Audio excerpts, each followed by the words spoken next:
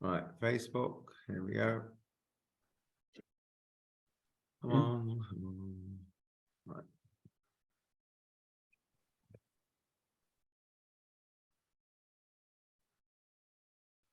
Ah, 23, 123. Those that like these things. Okay, right. It's the 23rd, isn't it? Yeah, 23rd. Oh, it's not a palindrome. Never mind. No. No, it's Oh, not. the 23, 123. Okay. Okay, we It says are. 22. It says 22. Oh, did I put 22? Oh, whoops. Sorry. It's I got okay. it wrong. Did I do that? Wait. Oh, I did it yesterday. I got the date wrong. Okay. Yeah, it should be the 23rd. Okay, let's start. At least you got the year right, Rabbi. Yes. Right, Iris, over to you. And the month. Yeah. Yes. You just, Okay. I have told this, yeah, never mind. Okay, carry on. Yeah, won't waste time. Right. The last 3 of the 10 plagues are visited on Egypt. A swarm of locusts devours all the crops and greenery. A thick, palpable darkness envelops the land, and all the firstborn of Egypt are killed at the stroke of midnight of the 15th of the month of Nisan. God commands the first mitzvah to be given to the people of Israel, to establish a calendar based on the monthly rebirth of the moon. The Israelites are also instructed to bring a Passover offering to God. A lamb or kid goat is to be slaughtered, and its blood sprinkled on the doorposts and lintel of every Israelite home, so that God should pass over these homes when he comes to kill the Egyptian firstborn. The roasted meat of the offering is to be eaten that night together with matzah, unleavened bread, and bitter herbs. Next slide. Yeah. The death of the firstborn finally breaks Pharaoh's resistance, and he literally drives the children of Israel from his land. So hastily do they depart that there is no time for their dough to rise, and the only provisions they take along are unleavened. Before they go, they ask their Egyptian neighbors for gold, silver, and garments, fulfilling the promise made to Abraham that his descendants would leave Egypt with great wealth. The children of Israel are commanded to consecrate all firstborn and to observe the anniversary of the Exodus each year by removing all leaven from their possession for 7 days, eating matzah and telling the story of their redemption to their children. They are also commanded to wear tefillin on the arm and head as a reminder of the Exodus and their resultant commitment to God. Okay, thank you very much. So I'm just trying to get the Facebook thing. It's not working. Okay, never mind. Right, so. Got a question there, Rabbi. Yes. I was actually discussing with Yisrolik on Shabbos. Right. When the previous plagues came along, the hail and so forth, the Israelis who were working in the field, or the Jews who were working in the field, they didn't have anything spread on their doorposts or on them to keep them away from these No, they things. didn't. Correct. So how did they get away with it? And they had to have blood sprinkled on the doorpost for the next plagues. Right. Good The question. other plagues didn't have to. You didn't have to show that you were an Israelite family. Correct. Right. So It It was only the first, the last But one. they were protected, obviously. Yeah. So let's ask Yeah, a different question. Did God need a sign on the doorpost to know who was the children of Israel? No. No, No. God So didn't. he asked us to do it as an act of faith, essentially. Right? Just to prove that they were Yeah. part of Yeah, the Israelite I mean, nation. Didn't he just say that the angels of death passed over it because the blood was there? Right, but that was the specific instruction they were given, that by identifying yourselves, I will pass over you. Right, so they had to show their faith. The other commandments, but the reality is Hashem didn't need. I mean, look, by the interesting question is, it says, I think by the 8th plague, a number. It said in last week's Sedra. This week's Sedra. It was last week's Sedra. Which plague was it where it says the Egyptians that I think with the wild animals says the Egyptian sorry with the pestilence says those that feared the Lord kept their animals indoors. Yeah, so there were Egyptians who wised up to what was going on. So the obvious question would be, what stopped the Egyptian putting blood on their doorpost? Right? Yeah. So presume the blood Maybe on the they doorpost, didn't know they were supposed to put blood on the doorpost. Well- Maybe only the Israelites were told this. right? Or do we say the blood on the doorpost? No, but they would have seen them. Well, no, sorry. Where did they put it? Do you know where they put it?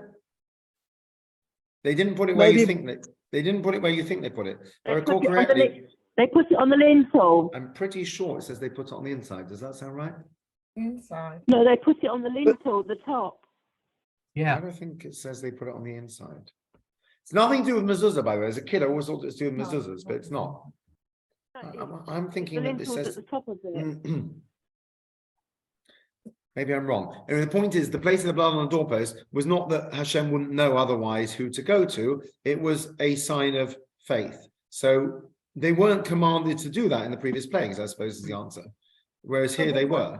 So Some of the Hebrews, the Israelites, didn't leave Israel, so that right. So they wouldn't have put it on their doorstep. Did they Well, lose well, the their midrash, child? the midrash says, which doesn't totally make sense if you think it through, that there is a midrash that says that during the plague of darkness, 4/5 of them basically perished, the ones that didn't want to leave, the Stockholm syndrome. But the only problem with that is, I think you would notice if 4/5 of the population disappeared.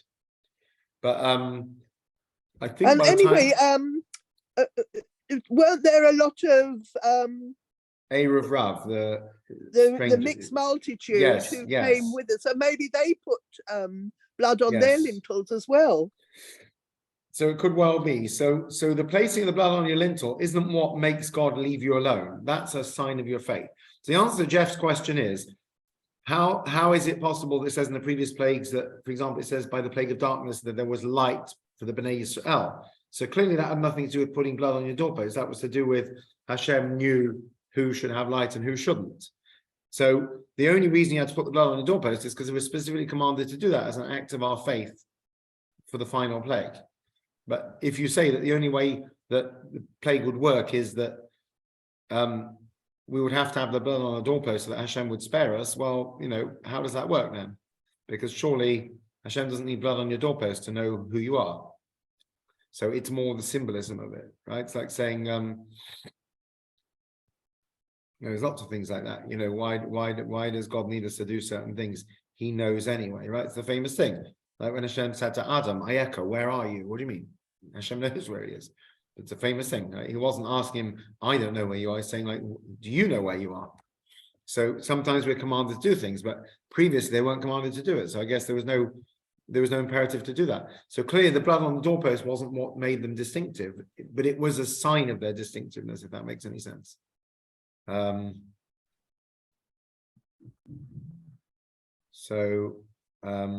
Okay. Anyway, let's move on to today's share. It's about perspective and sort of long-term vision. So you're the leader of a people who have been in slavery for 210 years, right? A series of miracles happens, you're about to go free, right? We've discussed this before. Another angle we discussed, which always fascinates me, is which is not this year, but we've done it previously, is the idea that in many oppressed people, the first thing they want to do is go and take revenge on their oppressors, right? Usually, think South Africa or something, there's usually violence after you have the crumbling of a despotic regime, an unfair regime, right? What are the children of Israel told to do by Moshe on the night they're leaving Egypt? What does he say? Go and ask for He does, go ask for the silver and gold. But other than that, what does he tell them? He tells them to stay inside. He says, stay in your homes and give thanks to God. Right? This is very prophetic. Stay inside. Don't be tempted to go outside and, celebrate wildly and attack the Egyptians. Stay inside. So, but besides that, what do you think you would talk to people that have been in slavery for 210 years about? What would you say to them? What would you say if they've been enslaved for all those years? What would you say to them? What Moses Yeah. Go and pick up, So you're free now. go and Any pick thoughts, up your right? wages.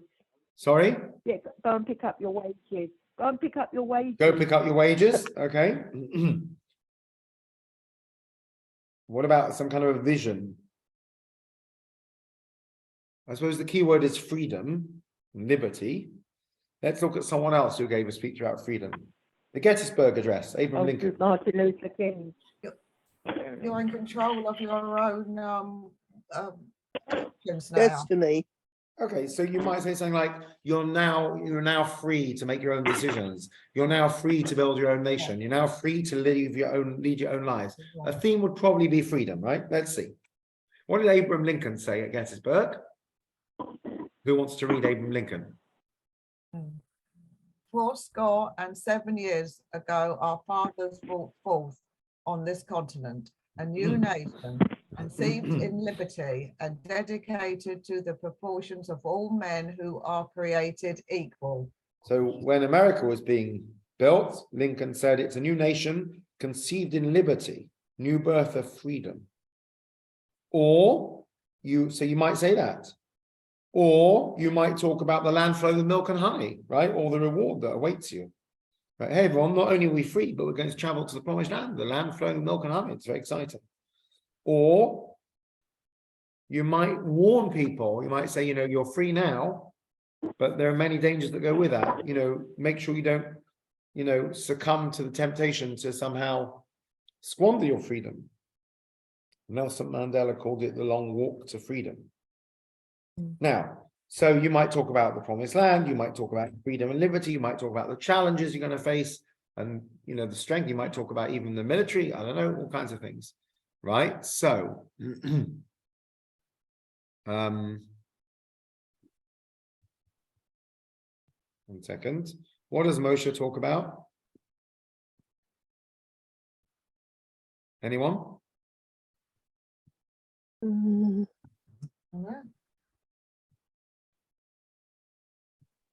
Anyone know what he talks about? We'll have a No. look in a minute. Well, he disappeared for a while he picked up Joseph's bones, so he wasn't there when they went. Very true, yeah, okay, but God does tell him. So we're about to see many things that makes Moshe a very unique leader. So what does he actually talk about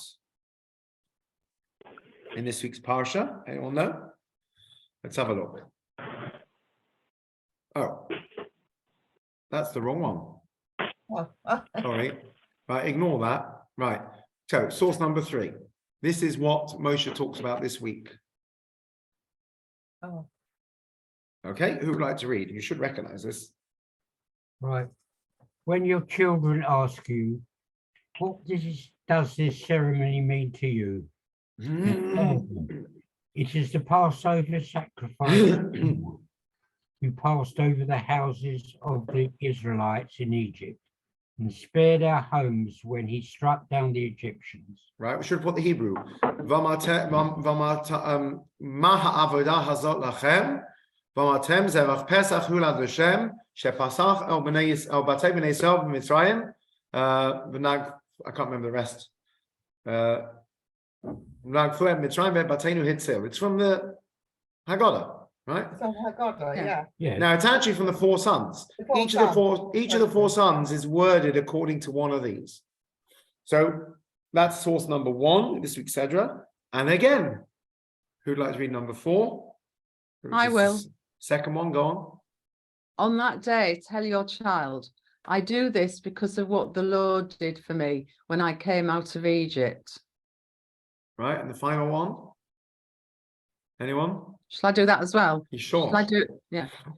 In days to come, when your child asks you, what does this mean? Say, with a mighty hand, the Lord brought us out of Egypt, out of the land of slavery.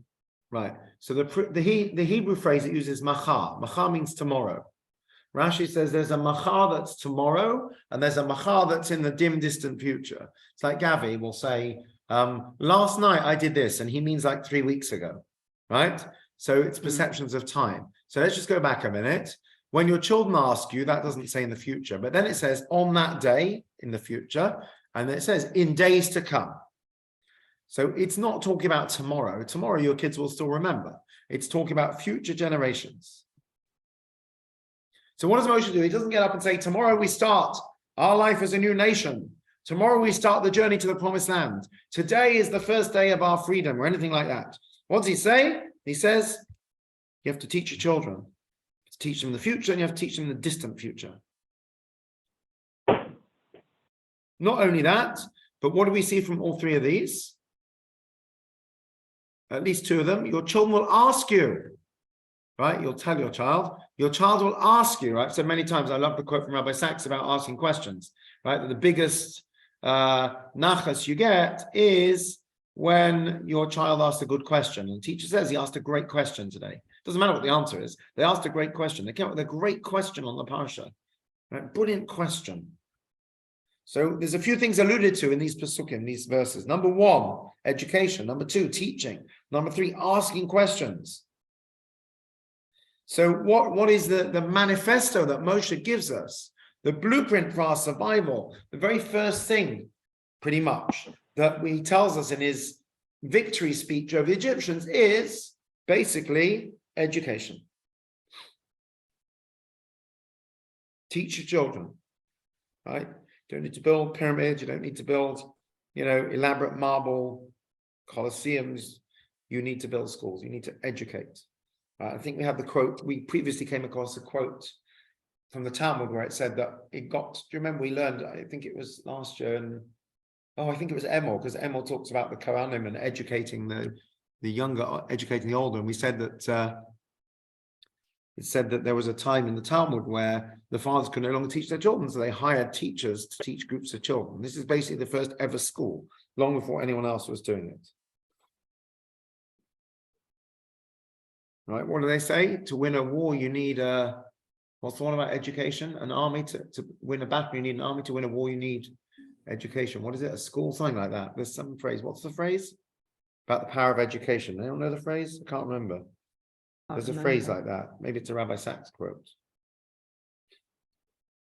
Education is the most powerful weapon we have. Yeah, right. Right? We talk about like the Middle East peace process and so on. It's never going to work until you educate Palestinian children and not take Jews. It's all about education. Right? So there's incredible insight. How do you change the world?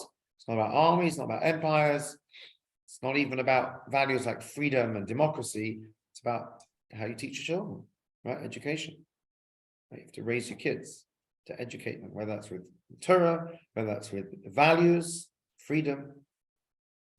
Right? We say to our children, we were slaves to Pharaoh in Egypt. You have to remember that you were slaves, because that gives you context to what we are now. Whoever said, what's the next thing that usually happens after a revolution, right? Or after a civil war or anything like that? Usually the first thing that happens, right, is have an election, or you'll rebuild. Or I never heard anyone say the first thing you have to do is educate everybody.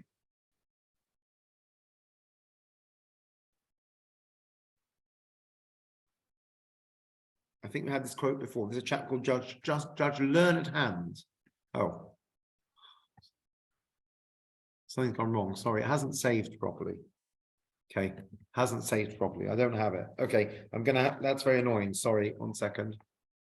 I don't seem to have the right PowerPoint here, which is a bit annoying. Just give me a moment. See if I can find it. This might be it. Just bear with me. Sorry. No, that's the wrong one. Oh dear. Got the wrong one. Okay, I haven't got the last few slides. I'll have to just read them. We're nearly through the slides, actually. So this idea of education is very, very powerful. So there's a chap called Judge Learned Hand. That was his last name, it seems. Billings Learned Hand. Don't ask me where that name comes from. I initially wondered if he was like Native American, but I don't think so. It was just an interesting name. So he said this quote, "I often wonder whether we do not rest our hopes too much upon the Constitution, upon laws, and upon courts. These are false hopes. Believe me, these are false hopes. Liberty lies in the hearts of men and women. When it dies there, no constitution, law, or court can save it. No constitution, law, or court can even do much to help it." Right? So in other words, you have to change people. You can't just lay down the law. I often wonder this with all the political correctness. You know, we're telling people that you'll be cancelled if you say something offensive, right? You're not going to stop someone being a racist or a, you know, whatever phobe by clamping down on their speech, on their free speech, right? That's not going to change them. We had a story in Cardiff. There was a chap who drove past a cemetery and yelled out, "You guys called Jesus," or something, "Killed Jesus," something like that. Anyway, we got his number plate. It was quite offensive. It was in the middle of a levaya and people were quite upset by it. He was reported to the police. He actually eventually got done for driving without due care and attention because there were witnesses that he can't even look at the road because he was busy yelling at the, and he actually got a year in prison for a driving offence. Now, I have to say, I highly doubt that he had any greater love of Jews at the end of that year, right? I mean, he was dealt with. It's not a solution. It's not going to change his attitude, right? If anything, he's probably more annoyed. Yeah, you know, you don't get rid of discrimination by basically suppressing people. At the end of the day, you have to win people over. So sometimes you have no choice. Sometimes you have to have laws. They might be unpopular, and even if people don't like them, they still follow them. But you need buy-in, what we call buy-in nowadays from people as well. So just legislating for things on its own is not enough. You need education. You need values. The first thing that Moshe tells them is you've got to teach your children. You've got to teach your children what it means to leave slavery. You've got to teach your children. It's fascinating. I do not understand what's going on here. Let's see if I can find it. Just bear with me. All right.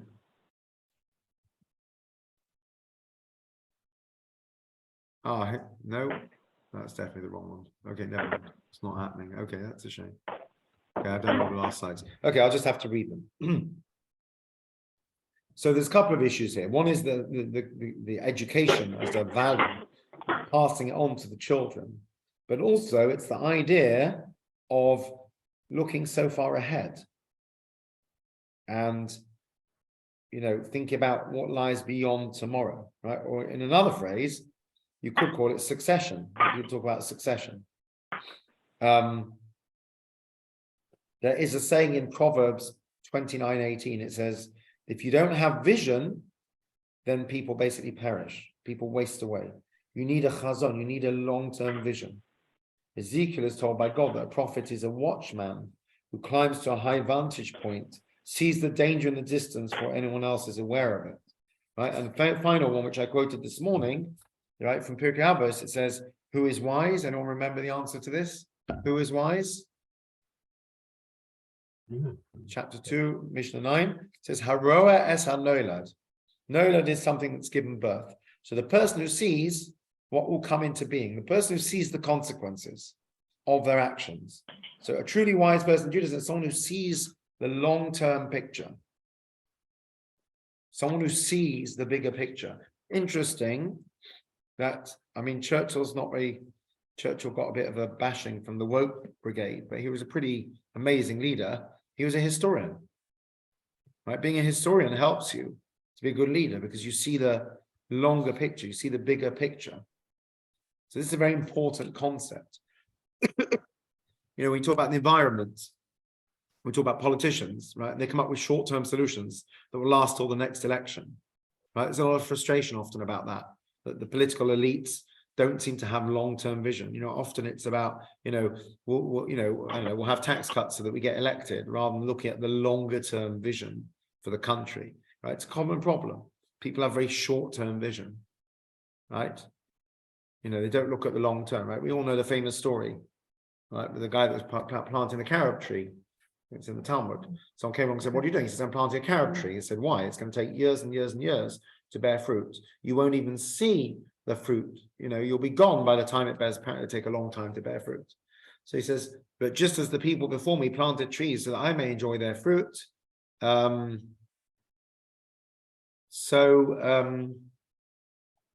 will plant for the future generations as well. So again, it's the long-term view. It's education, it's the long-term view. So a good leader doesn't just think about short-term, think about long-term. This is one of the problems with all the issues we have in society. They need a long-term approach, right? Particularly environmentalism. Short-term fixes don't work. But most politicians can't do long-term. Not because they don't want to, but because the public won't accept it. There is that as well, correct? Yes. Instant gratification. What are you going to do about now?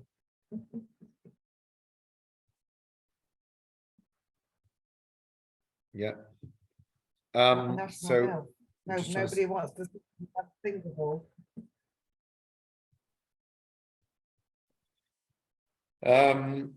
so this is, yes, it's Roas Anoila, somebody who sees the consequences of their actions, someone who sees beyond the here and now. This is a very powerful thing in Judaism.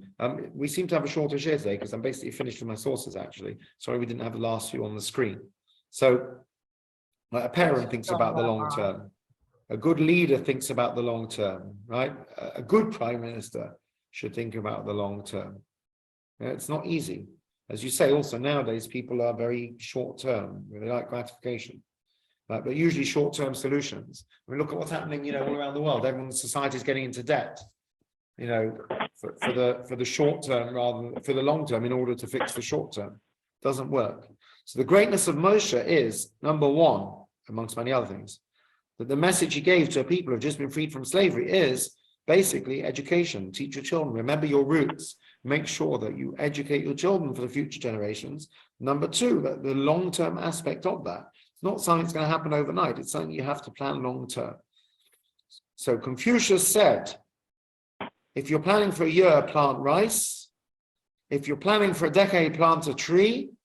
If you want to plan for posterity, educate a child. That's Confucius, by the way. Okay, so short-term rice, medium-term tree, long-term teach children.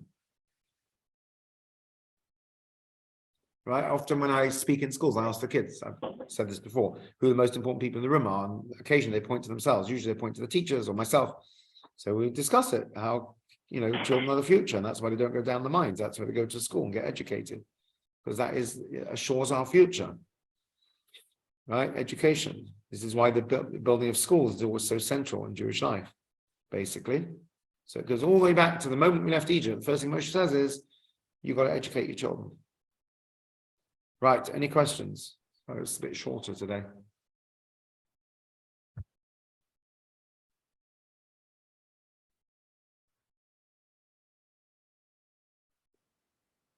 He doesn't address the other thing, which is that the parallel point, which some of you may be aware of, is shortage of good teachers, particularly Jewish studies teachers. Yeah, the point. Oh, Sorry? Sorry, Brenda? Were you saying something? We lost you. the point that you were making before about that you don't change your view. Sorry? Don't change what, sorry? Beginning. Oh, the point you were making before about people don't change their view because you just bar them from something. Right. That's always reminded me when something's on, maybe on the television, that you don't like or is not suitable or is abhorrent, and they say, well, you've got a turn off button, you can turn it off. Right. But the point is, it's still there. Just because you turn it off doesn't stop it being out in the general Correct. public. So I think it depends what it is. If I personally find something offensive, because I say, oh, I don't like this at all, it's bothering me, so switch it off. If it's offensive by any objective standard, then you're right. You're right.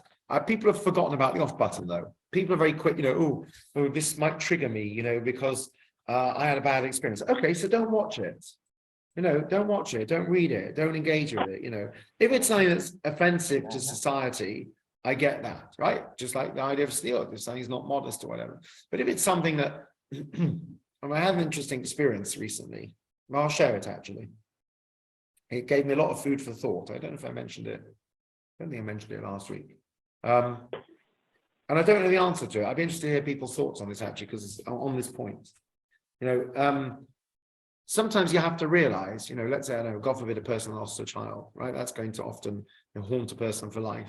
And, you might choose not to watch a film about, a child that dies young or something like that, because it's going to be quite triggering for you, but you don't always have control over where you are or what you do.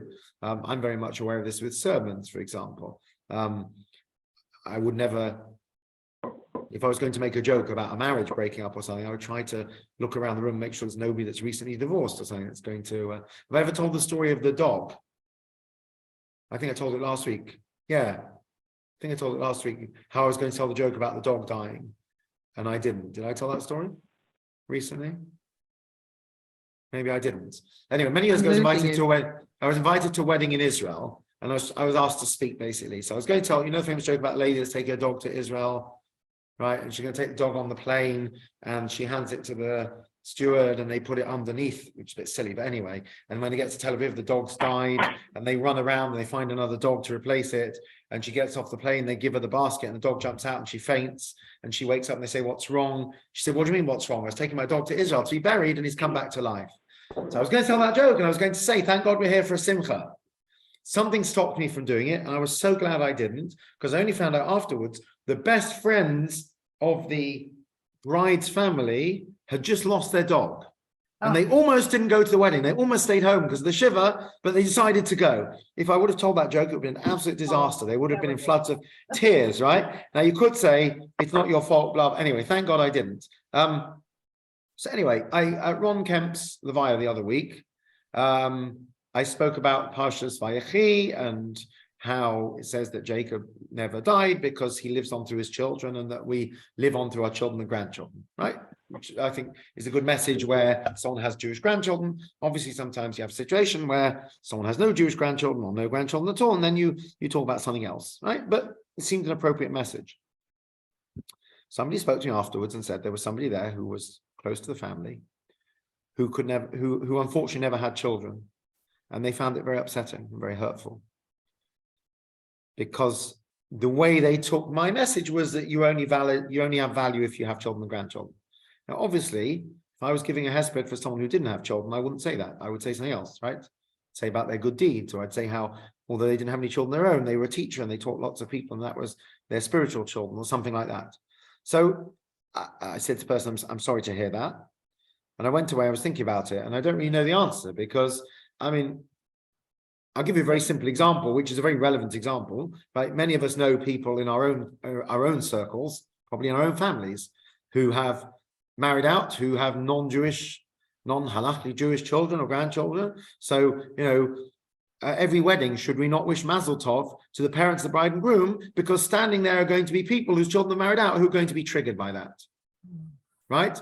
Can we not stand up at a Levaya? At Debbie's father's Levaya, I mentioned the fact that it was quite a special thing to be able to look at the next generation and see that they're all involved in Jewish life, and often that's not the case. Now, there are people for whom that would be a very hurtful thing to say, including people we know that we're quite close to, that would say, oh, well, I don't have that nachas from my children.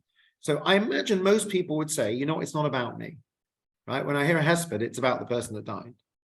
You're going to get up and say, oh, he went to shul every Shabbos. Someone going to say, I feel very traumatized. It's not my fault I couldn't go to shul. I had to drive my taxi on Shabbos, and now I find that offensive. So I'm not making light of someone who can't have children, which is obviously a very, very big, test to go through.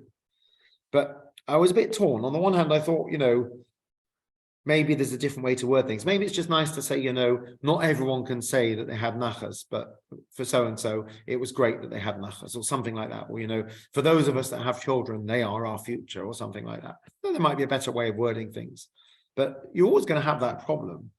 And I actually thought the answer to that was, you shouldn't say something that's fundamentally offensive to everyone, but something that may upset one or two people is almost inevitable.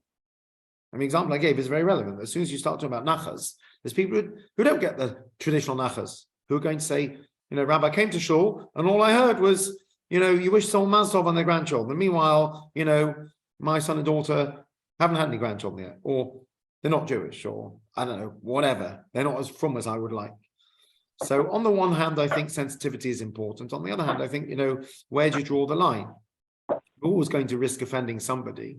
Particularly when we say nice things. We're learning about this in Lashon Hara. You say nice things about someone, it offends someone else, right?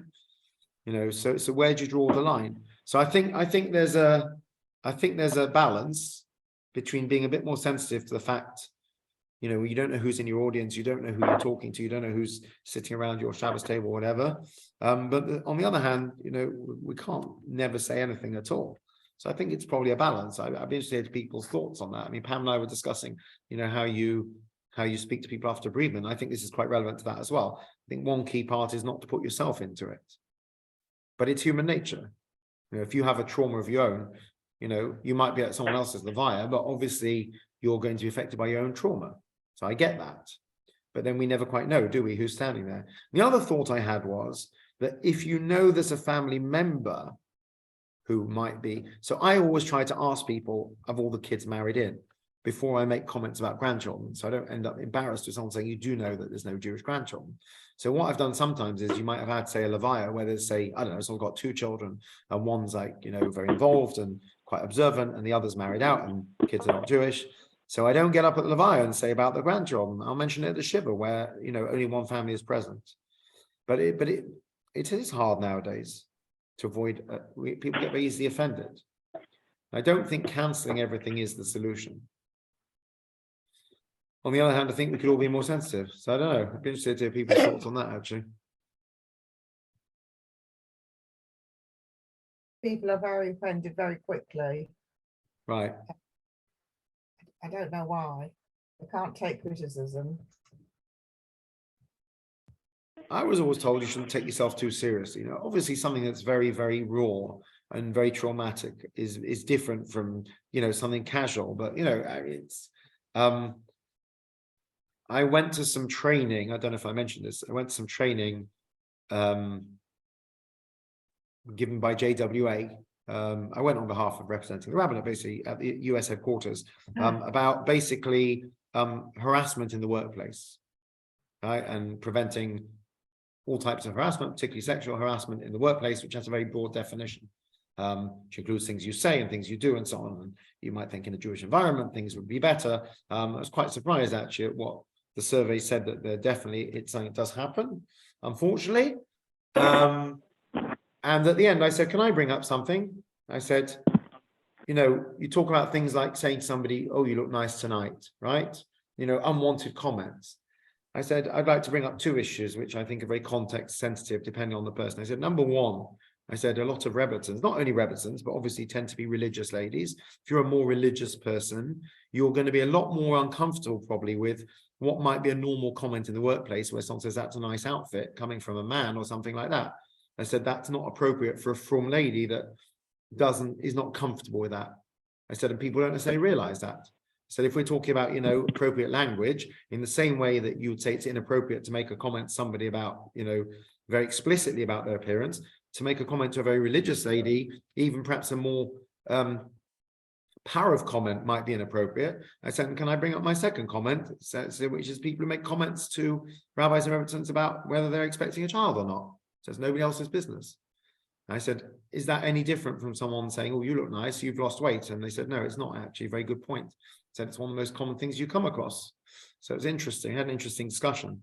I said, it'd be very difficult to put into words, because what is offensive is going to depend on who you are, right? Somebody who's very, very frum, who doesn't want their picture taken, let's say, will be horrified if a man in the workplace says, that's a really lovely outfit, right? On the other hand, most people would probably feel very complimented and would say that's not at all, you know, suggestive, right? Obviously you say, well, it's a sexy outfit, that's different. But you say, what, you know, what a lovely outfit. That might be a normal comment, but then, you know, to certain people that would be, you'd be uncomfortable with that. So it's very subjective, a lot of it, which is part of the problem, I think. But it was interesting that nobody had thought of that when I raised it. They said it's a good point, actually. So I made a humorous comment. They're saying, you know, comments about people's skirt length are not appropriate. And they meant saying, what a nice short skirt you've got on. And I said, in a Jewish environment, could be the opposite. Could be comments about the length in the other direction.